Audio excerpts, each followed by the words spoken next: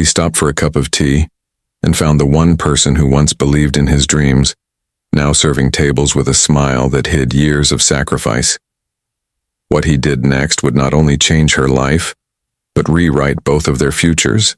If you are new here, then please subscribe this channel and show thumbs up by liking the video. Now let's move to this wonderful story. The rain fell softly outside as Julian Hart stepped into the warm glow of Willow Street Cafe. He brushed the droplets off his coat and glanced around. The scent of fresh bread, roasted coffee, and a hint of cinnamon filled the air. It was the kind of cafe that felt like a secret, a place only locals knew about. Julian hadn't meant to stop. His flight had been delayed, and his driver recommended this cafe for a break. He wasn't used to places like this anymore, not since his days had been filled with boardrooms, conference calls, and five-star hotels. Life had become fast and polished. Yet something about this little cafe made him pause. He found a seat near the window, tucked away in a corner.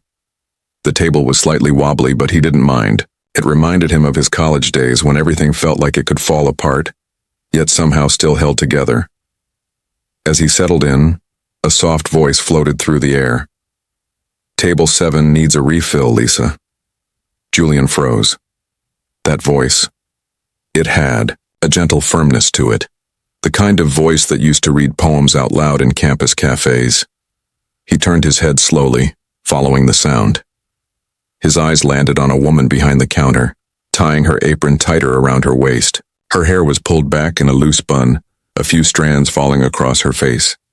She moved quickly, balancing plates in one hand, pouring coffee with the other. Her smile looked tired but kind. Julian's breath caught. It was Nina Morrow. They had spent countless nights in college working on group projects, sharing dreams and cheap takeout. Nina had wanted to be a writer. She talked about opening a small publishing house for young voices who didn't have a platform.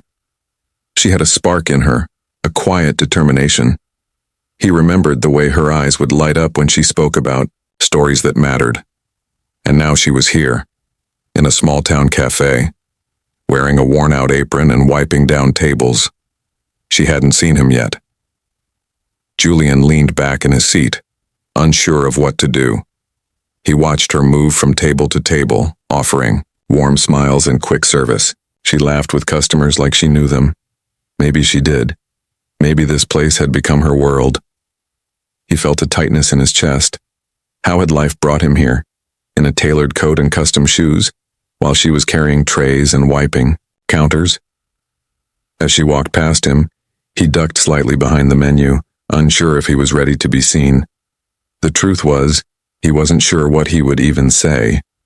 Was it guilt? Sadness? He couldn't tell. All he knew was that he didn't want to leave without speaking to her. Minutes passed. He ordered a tea, something to make his presence less obvious. His hands played with the edge of the cup as his mind raced with questions. What had happened after graduation? Why hadn't she reached out? Was she okay? Soon the bell above the door jingled again, letting in another customer. Nina looked up from behind the counter, scanning the tables. Then her eyes met his. She stopped. It was only for a second, but the moment stretched between them like a bridge over old memories. She blinked, then blinked again. "Julian," she said, her voice small, unsure. He gave a soft smile. "Hey, Nina." She let out a breathy laugh, stepping closer. You're actually here. I thought my mind was playing tricks on me." "I didn't expect to be," he replied. "Flight delay. Long story. And somehow I ended up here," Nina chuckled, brushing her hands on her apron. "This is wild. It's been, 8 years?" "9, I think," he said. For a moment, neither of them spoke. The cafe buzzed quietly around them, but it felt like they were in a space all their own. "What are you doing these days?" she asked gently, already guessing by the way he dressed and carried himself. Julian hesitated. "I started a company after college, something in green energy. It took off." Nina nodded, a flicker of pride in her eyes. "I always knew you would, do something big. And you?" he asked softly. "What happened with your writing? Your publishing dream? Her eyes dropped to the floor. Life happened. Julian didn't press, but he saw it in her expression. The weight of time, sacrifice, and missed chances. Then he did something unexpected. Are you free after your shift? He asked. I'd love to talk more, catch up. She looked at the clock, then at him. Her lips curved into a soft smile. Yeah, I finish in an hour. I'll wait, he said. As she walked away, Julian leaned back, his mind already spinning with ideas, because he had made a silent decision. Whatever had happened to Nina, however the years had shifted her path, he wasn't going to just sit and walk away. Not this time. And what he planned to do next would change everything. The cafe had started to quiet down as evening settled in. Most of the customers had left and the last few tables were finishing up. Soft music played in the background, blending with the clinking of cups and the low hum of conversation. Outside, the rain had slowed to a gentle mist, casting a silver glow on the street. Julian was still sitting in the corner booth. He had barely touched his tea. His eyes had followed Nina from table to table, watching her move with quiet determination. There was something different about her now. She still had that calm energy, but the light in her eyes seemed dimmer, like a candle that had burned too long without rest. Finally, Nina untied her apron and walked over to his table. She rubbed her shoulder with one hand and gave him a tired smile. You really waited, she said softly. Of course, Julian replied. I said I would. She sat across from him, tucking a loose strand of hair behind her ear. Sorry you had to see me like this. Greasy apron and all. Julian shook his head. Don't say that. You're the same Nina I remember. Maybe even stronger now. She smiled again, but this time there was sadness in it. Stronger maybe, but also tired. A different kind of tired. There was a short silence between them, not uncomfortable but filled with things left unsaid. So, Julian said gently, what happened? You were going to take over the literary world. Nina looked out the window for a moment before answering. My dad got sick not long after we graduated, she said. I moved back home to take care of him. He had early signs of dementia. It got worse fast. Julian listened closely, his hands folded in front of him. I planned to go back to writing once things settled down, she continued. But they never really did. When he passed, I was already behind on bills. I needed work fast, so I took a job at the cafe. And then 1 year turned into 5. Her voice didn't shake, but her eyes were glassy with memory. I tried to send my manuscript to publishers once, she added with a small laugh. Got a few polite rejections and gave up. I couldn't afford to keep dreaming. Julian felt something stir in his chest. Guilt, maybe? Or regret? While he had been building offices, pitching ideas to investors, and traveling across countries, Nina had been putting her life on hold for others. I remember how you used to talk about stories, he said quietly. About how they could change people. You believed that. I still do, she replied. I just don't know if there's a place for mine anymore. Julian leaned forward. There is, there always was. Nina looked down at the table, tracing a line with her finger. I don't want sympathy, she said. And I don't need rescuing. I know, Julian replied. But what if it's not about saving you? What if it's about rebuilding something you were meant to have all along? She looked up, confused. What do you mean? Julian didn't answer right away. Instead, he reached into the inside pocket of his coat and pulled out a folded paper. He slid it across the table slowly. Nina hesitated before picking it up. She unfolded it and her eyes scanned the page. It was a detailed plan, simple, but clear. The name at the top read, Open Leaf Press. It was a publishing imprint. And under that, her name as editor-in-chief. Her hand moved to her mouth. What is this? It's a new project I've been planning, he said. We're launching a branch that focuses on real voices. People with powerful stories who just need someone to believe in them. And you want me to be part of it? She asked, still stunned. Not part of it, he said. I want you to lead it. Nina blinked, Julian, it's too much. I haven't written in years. I'm out of practice. I don't even know if I can. You can, he interrupted gently. And you will. Because you never stopped being that person. Life just made you wait a little longer than most. She folded the paper and held it to her chest. Her hands were trembling. You once helped me believe I could make something out of nothing, Julian said. I never forgot that. Her eyes filled with tears, but she smiled through them. I don't know what to say. You don't have to say anything now, he said. Just think about it, really think about it. Nina looked out the window again. The mist had cleared. The streetlights reflected softly on the wet pavement, and something inside her shifted. For the first time in a long while, she didn't feel stuck. She felt something stir beneath the surface. Possibility. Okay, she whispered. I'll think about it. Julian nodded, a quiet smile forming. That's all I ask. And in that small quiet booth at the edge of a sleepy cafe, something old was being rediscovered. Not just a friendship, but a dream that had waited patiently in the background, ready to return when the time was right. The next morning, Nina woke up earlier than usual. The sky outside her small apartment was still gray, but there was a different kind of light inside her. Something had shifted. For the first time in years, she didn't feel like she was just getting through another day. She felt curious, maybe even hopeful. She sat at the edge of her bed, holding the folded proposal Julian had given her.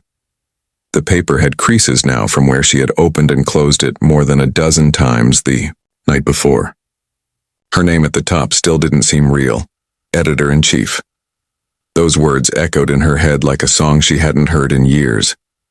After a moment, she got up, made coffee, and pulled out an old notebook from a drawer. The pages were yellowed, the cover bent at the edges. It was the same notebook she had once filled with story ideas, quotes, and dreams. She had stopped writing in it years ago after the rejections, after her father's condition had taken all of her time and energy. But now, she opened it again. A fresh page. She didn't write anything yet. Just ran her fingers over the lines, slowly, gently, like saying hello to an old friend. By late afternoon, Julian sent her a message. He was still in town and had something else to show her. They agreed to meet at a small park near the edge of the city, a quiet place with benches and trees that turned golden in the fall. Nina arrived first. She found a bench under a tall maple tree and sat down, still unsure about everything. Part of her wanted to jump in. The other part held back, afraid of failing again. What if she said yes, and it all went wrong? A few minutes later, Julian arrived, holding 2 paper cups. Still drink tea with honey? He asked with a smile. She laughed softly. You remembered. He handed her the cup and sat beside her. They both looked out at the pond in front of them. Ducks floated by and the wind rustled through the leaves. It was peaceful. You didn't have to do any of this, you know, Nina said after a while. Julian looked at her. I didn't do it out of pity. I did it because I believe in you. But what if I can't do it, she asked. It's been so long. The publishing world has changed. I've changed. Julian nodded. Yes, it has. And so have you. But maybe that's a good thing. He reached into his coat pocket again, pulling out a small booklet. This, he said, handing it to her, is a plan. Not just the idea we talked about yesterday. This is the first step. We've already got a space reserved in the city. Small office. Nothing fancy. But it's yours if you want it. Nina opened the booklet and saw a floor plan, a timeline, and even a list of names.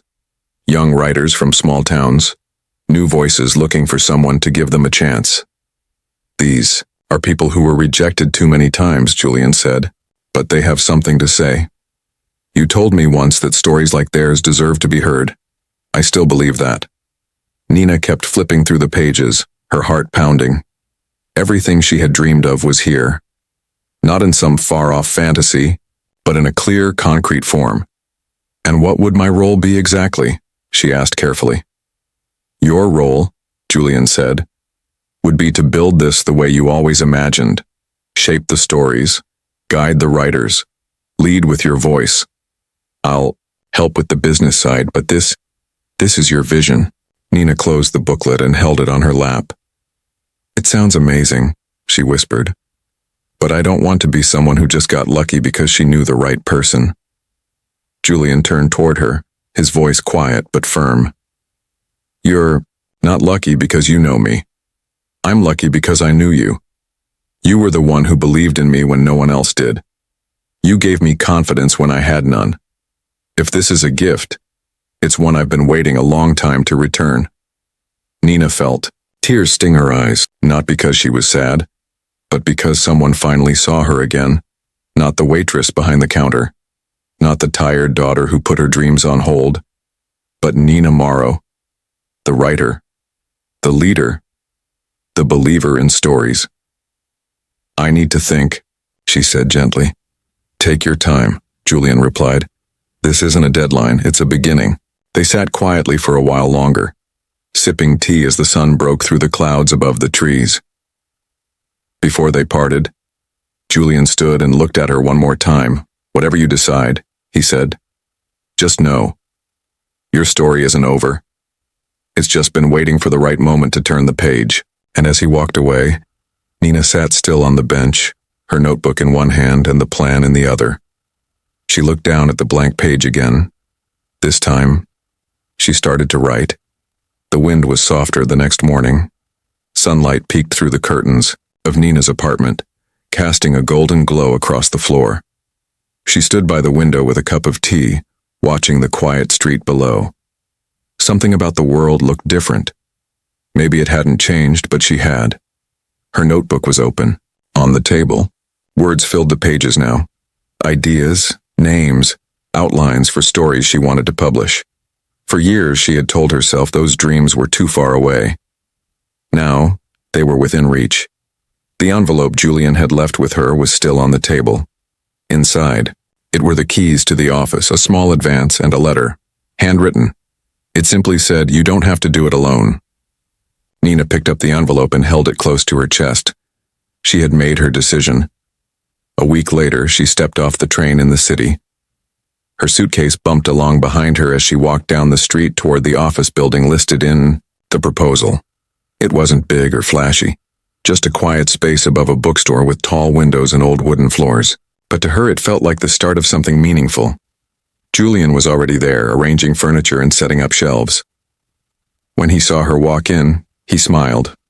"So," he said, "you're really doing this?" Nina nodded. "I am. But there's something you should know." He raised an eyebrow. "What's that?" "I don't want special treatment," she said. "I'm not here to accept a handout. I'm here to build something with you. As a partner." Julian's smile grew wider.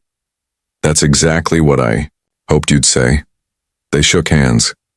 No speeches, no big promises. Just a quiet agreement between two old friends ready to start something new. The first few weeks were tough. There were deadlines, setbacks, and long hours. But Nina never once looked back. She read every submission herself. She replied to writers who had given up hope. She gave honest feedback and sometimes just a few kind words that helped someone keep going. She started writing again too. Not for fame, not for praise, but for the joy of it. Late at night, she would sit by the window of her small new apartment, typing away with a soft smile on her face. As the weeks turned to months, the name of their imprint, Open Leaf Press, began to spread. It wasn't famous, but it was respected. People talked about the way it gave space to voices no one else listened to. The stories it published felt honest, raw, and real, and at the heart of it was Nina. No longer the waitress in the corner cafe, no longer the girl who had given up on her dream. She was the editor, the leader, the one who believed in stories again. Julian stayed by her side, handling the business side of things, but always letting her take the creative lead. Sometimes they would sit late in the office, remembering their college nights filled with plans and empty coffee cups. "Funny," Nina said one evening. "We used to talk about doing something like this." "We did. Julian replied. The only difference now is, we actually did it. She looked around at the shelves filled with books they had helped bring to life. I guess some dreams are just waiting for the right time. One day, months later, Nina received a letter in the mail. It was from a young writer named Leo whose short story had been published in their very first collection. Dear Nina, the letter began, you don't know what your email meant to me. I was ready to give up. Your reply, your belief, it gave me the courage to try one more time. I'm writing again now, and it's all because you took the time to listen. Nina read the letter twice, then folded it carefully and placed it in her notebook. She smiled to herself. This was what it was all for, not just the books, not the business, but the people. The ones like her who had been told to wait too long, who just needed one voice saying, I see you, I believe in you. Later that evening, she and Julian stood by the window of their office watching the lights of the city below. Thank you, she said quietly. For what? Julian asked. For not forgetting me, she replied. He looked at her and nodded. You were never forgotten. Just waiting to be found again. They clinked their teacups together in a quiet toast. Outside, the world kept moving, fast and loud. But inside that little office, two friends had started something that would echo far beyond them. Because sometimes, the greatest stories aren't the ones we write alone. They're the ones we begin again, side by side with someone who still believes in us.